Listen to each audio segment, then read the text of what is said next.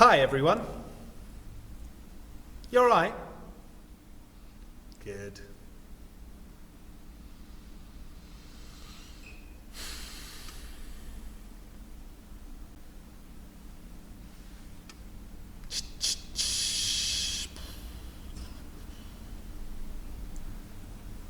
Oh, don't mind me. I'm just waiting.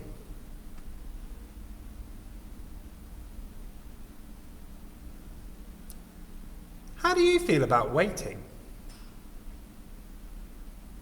Lots of people find it boring and frustrating. Like waiting for the rain to stop.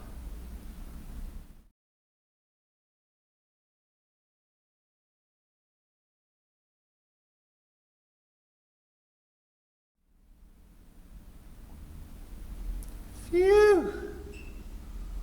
Or for your bus to arrive when you're in a hurry. Or for the traffic light to change to green when you really want to cross the road. Oh, it's annoying when you have to wait to watch your YouTube video because an advert's popped up. And you have to wait for that skip ad button to appear before you can see what you really wanted to see. But actually, waiting can be really, really exciting and rewarding. You can get time-lapse videos that shrink lots of waiting into less time. Like this one of a pea growing from a single pea to a plant in 26 days.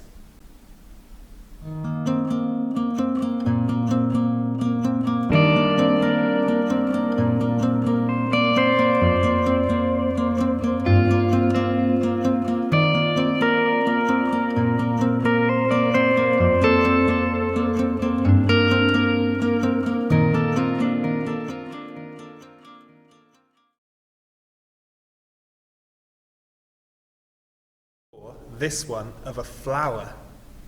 I wonder if you can guess what kind of flower it's going to be.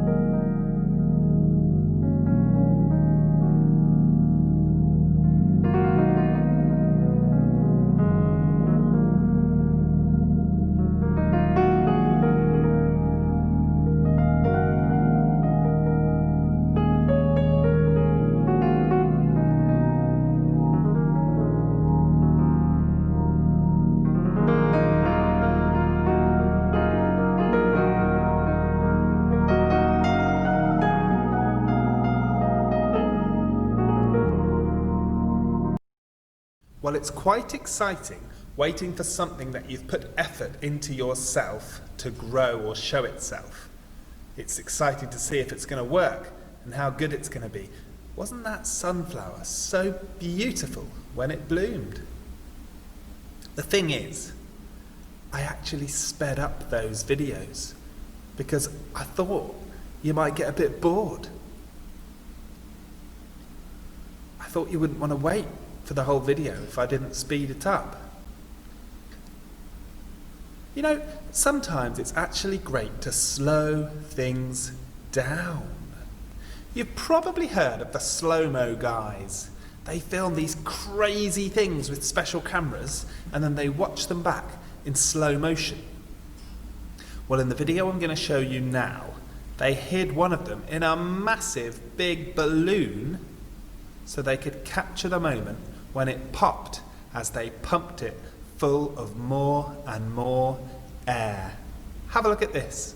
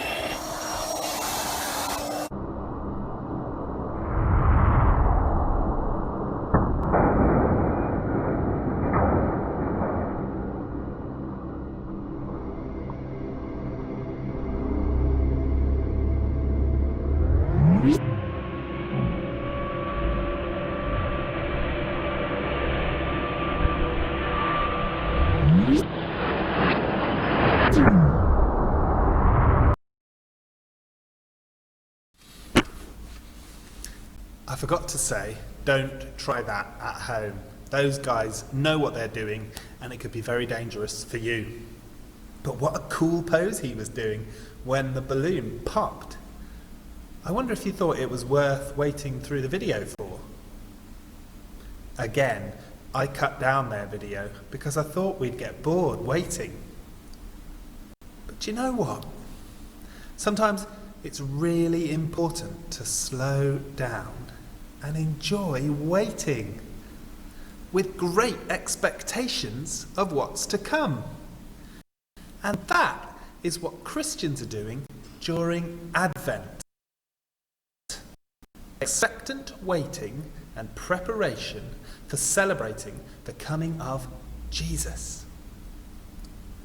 I bet some of you can't wait for Christmas, but actually, the wait for Christmas is a good thing. It's a time to prepare the heart, to press pause on a busy life and to marvel at the reason for the season, the incredible historic event that changed the course of the whole world. That incredible historic event has got a very posh name. It's called the Incarnation. And in universities and churches up and down the country, they talk about this event where God became incarnate, or became a human, like you and me.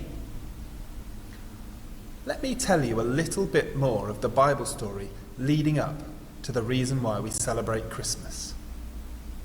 It's a story that ends in Bethlehem, in a stable, the baby Jesus being born. But it's a story that doesn't actually begin with an angel announcing what's going to happen, or a donkey carrying Jesus' mother Mary from Nazareth, where she lived, to Bethlehem, where she had the baby. No, it's a story that goes way, way back before then. It begins in a place called the Garden of Eden. There's two people, Adam and Eve, and there's God. Now things begin to go wrong. The rule of sin, people being selfish, took over. That was the time in the Bible story when it became clear that the world needed someone to save it. Some superhero who could put things back on track.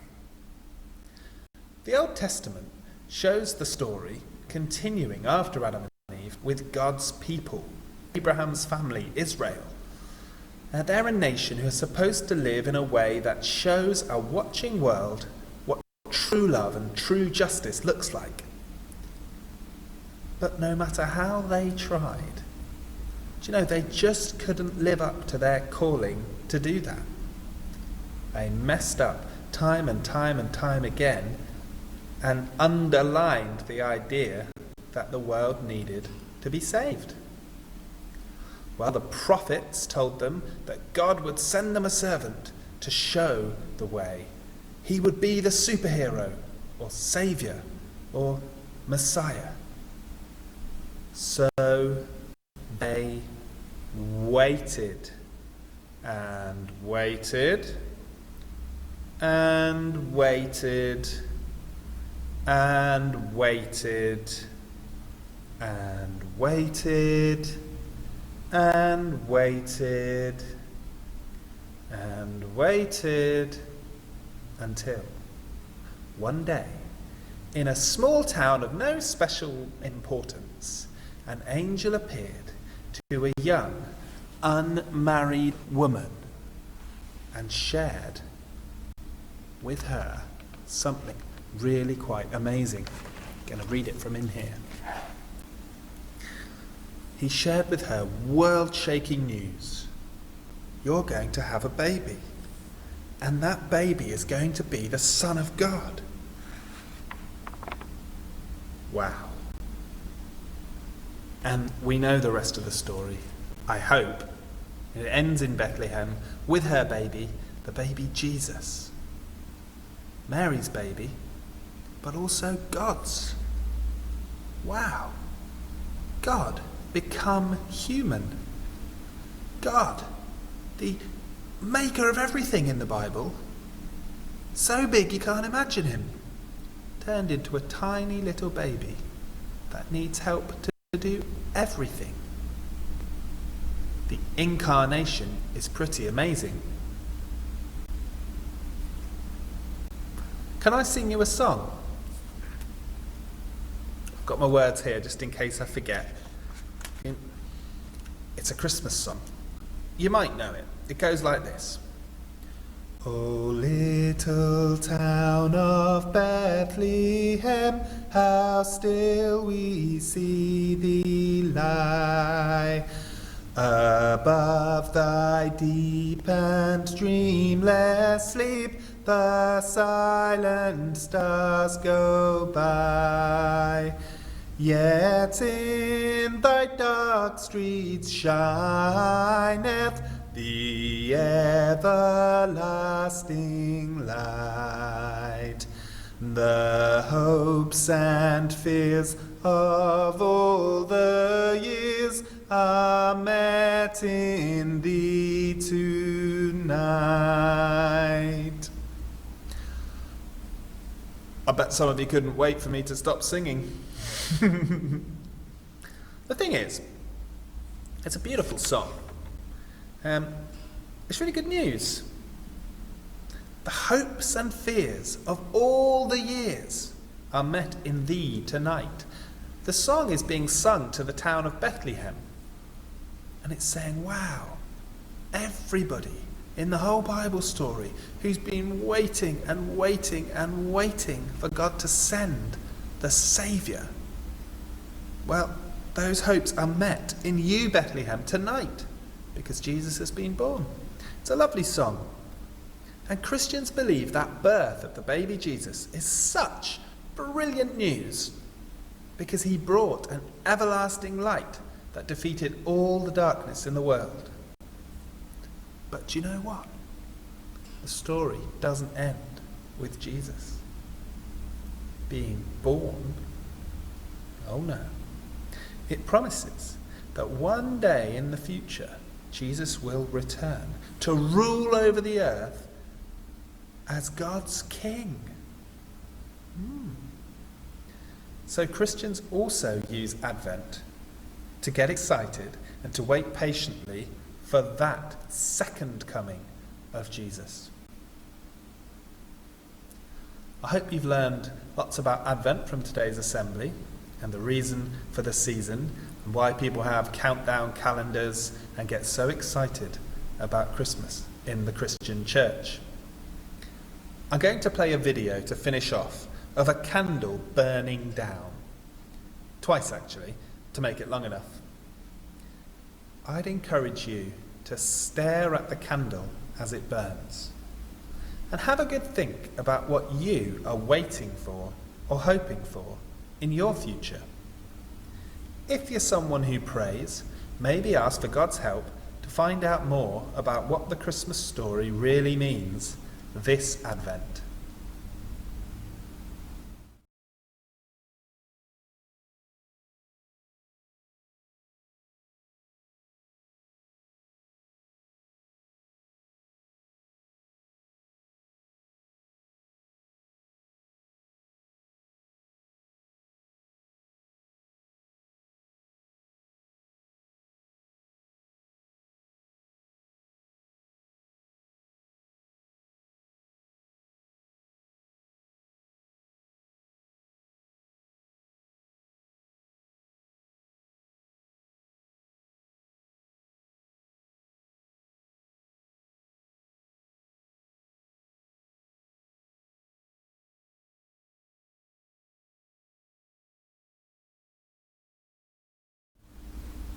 Thanks for watching, everyone.